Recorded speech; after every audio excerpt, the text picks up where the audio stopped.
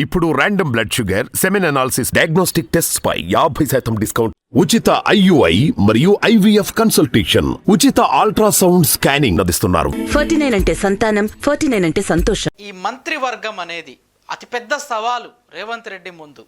అంత ఆషామాషి కూడా కాదు. ఐటీ ఎవరికి ఇస్తారు? ఎందుకంటే కేటీఆర్ గారు ఐటీకి బ్రాండ్ అంబాసిడరు.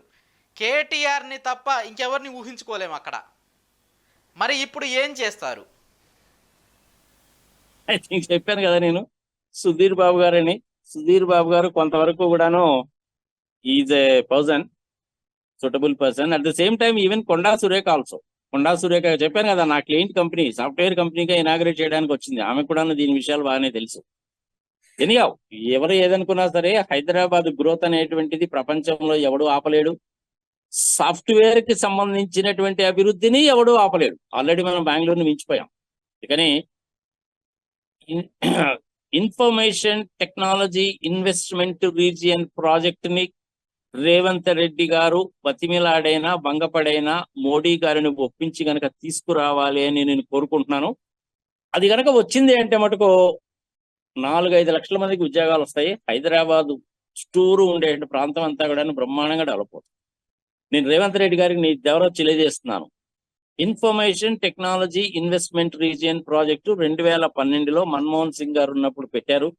దాని గురించి కేసీఆర్ గారు ఎందుకో పెద్దగా పట్టించుకోలేదో, మరి వీళ్ళు అడిగినా కానీ వాళ్ళు ఇవ్వలేదో నాకు తెలియదు. కానీ మోడీ గారు రాగానే దాన్ని క్యాన్సిల్ చేశారు. ఇప్పటికైనా కానీ కొంపలంటికి పోయిందేమో లేదో అది తెచ్చుకోవచ్చు. సో అందుకని ఐటీ మినిస్ట్రీ ఎవరికి ఇస్తారు అనేసి అంటే ఐటీ శాఖను గురించి, ఐటీని గురించి తెలిసినటువంటి వాళ్ళకే ఇవ్వాలి. అది ఎవరికి పడితే వాళ్ళకి ఆషామాషిగా ఇస్తే లాభం లేదు. ఇంగ్లీష్ రావాలి, హిందీ రావాలి, 1-2 ఫారెన్ లాంగ్వేజెస్ తెలిసి ఉండాలి. Software, hardware, networking, connectivity, data analytics, big data, SAP, Oracle, IBM ఈ విషయాలని తెలిసినటువంటి వ్యక్తి అయి ఉండాలి. ఇవ్వాల్సినటువంటి పరిస్థితి. మంచి పాయింట్ రైజ్ చేసావబ్బా. ఐటీ ఎవరికి? జూపల్లి కృష్ణారావు పరిస్థితి ఏంటి? నాకు జూపల్లి కృష్ణారావు గారి పరిస్థితి ఏమిటి అంటే, ఆయన పాపం మహబూబ్ నగర్ నుంచి కదా వచ్చారు. మహబూబ్ నగర్ నుంచి ఆల్రెడీ రేవంత్ రెడ్డి గారు ముఖ్యమంత్రి స్థానంలో ఉన్నారు కాబట్టి ఈ జూపల్లి కృష్ణారావు గారికి ఏదైనా కార్పొరేషన్ కి చైర్మన్ గా దాని కింద దీని కింద ఏదో అకామిడేట్ చేస్తారు. కానీ మంత్రివర్గంలో స్థానం ఉంటుంది అని అయితే నేను అనుకోవడం లేదు.